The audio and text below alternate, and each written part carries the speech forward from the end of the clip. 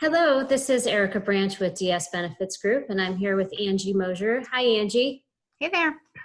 So Angie is our organizational development consultant with us, and she helps a lot of our organizations with team development training, help with leadership, predictive index, and other sources like that. So we're trying to give you all information in short videos to help you through some of the challenging things that we're dealing while staying at home. At DS Benefits Group, we work with employee benefits, we provide HR services, and then also organizational development support as well. So today, what we want to talk about is understanding that the workforce looks different right now. Whether all of us are at home, or you're working part of the time at home and part of the time at work, there's a lot of things that look different to employers and employees. So now that we're 30 days into the stay-at-home order, Angie, can you kind of help some people understand how we can support our employees in finding balance working from home? Sure, absolutely. I think, now that we are 30 days in, the novelty of wearing sweatpants to work is wearing off a little bit. And like people, it though. Yeah, not a bad part of this, but the frustration is setting in of this balance that a lot of people are engaging in at work. They may have, toddlers running around. They might have school agers. They're trying to teach teenagers. They're trying to motivate, or even a sick relative. So I think it's really changing what remote workforce looks like at this point. And I think there's a couple of things for employers that they can do to really make this easier and really kind of support their employees through this. I think this type of support will also help with retention long term and continue the productivity of the business. So I think first and foremost, it's really getting rid of that old school mentality of leave your problems at the front door. This is really, it's not this personal stops when you walk into your office now. It's all blended together. And if employers can start to embrace that a little bit more, really doing those mental health check-in calls to their team, not just leaving that to HR in their organization, and making sure that that conversation you're having with employees is really genuine, not that superficial, how are you today? Great, I'm fine, awesome, moving on. It's really so much more. Exactly. Like, don't you have kids at home? How's that going for you?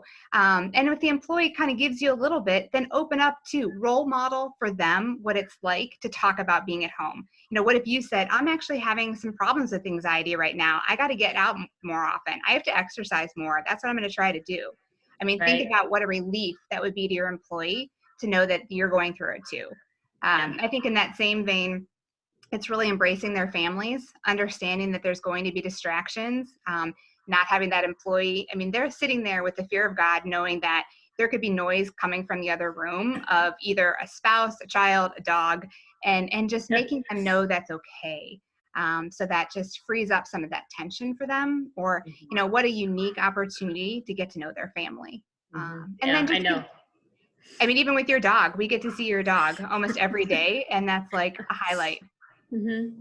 Yeah. And I think whatever you can do to just continue to provide great resources for your team. Maybe it's something you found out about health and wellness, or, a great recipe that you found, like really just making it a little bit more informal and going, we're all dealing with this every day, and just sharing a little bit more on the resource side with them. Absolutely. That's such great information. I know, you have young kids too. So you just, you never know when you're in the middle of something, what's going to come out. And I think we've all just become very just immune to it. And it's kind of refreshing to know more of everyone at home too. So yeah, that's good. Good. So on that same note then, how can we make this all relate to the productivity and how to make that work? So, right now, they're estimating that about 50% of the workforce is working from home. But in general, prior to that, only about 7% were. And from that group, they have already learned some of these things. For those companies that are new to the remote working, there's sort of a mind shift about what productivity looks like.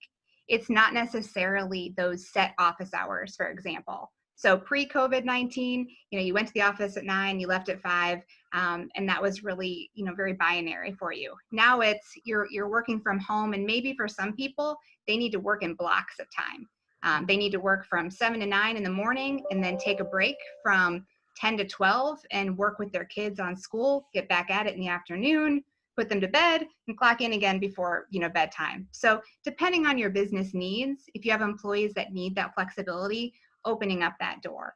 And in that same mindset, we tend to sometimes reward quantity of work, not necessarily quality of work, and really making sure as an employer, you're measuring your employee by the results that they're putting out and their ability to keep up with their job responsibilities. During this time or any time, that's a huge win. And helping everyone feel productive. I think that's what part of this is. You go through the whole day and maybe you're making 3 meals a day and trying to work. And I mean, it's just nonstop eating, it feels like. And you have to look at your goals a little bit differently so you don't get to the end of the day and feel like you didn't get anything accomplished. And an author that we work with a lot in some of our products is Patrick Lencioni. And he really brought up a tip that I loved. And he said, combine your personal and your professional tasks for the day into 5 manageable goals. And really making that feel, productive for your employees and for yourself.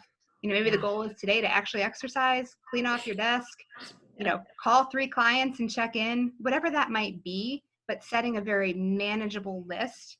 And some of your employees might need your help doing this, kind of an accountability partner for them each day. But, really just kind of shifting the way we look at how we work during this time. And hopefully there'll be some of these things that continue to be best practices, even once we are back face-to-face at work. Yeah, so true. And I do like that, keeping a combination of the professional and the personal, because when you're home all the time, being able to accomplish things, not just work, but personal, feel you're actually getting things done. So it's great. Well, thank you, Angie. I really appreciate your information and definitely the resource of Patrick Lencioni as well.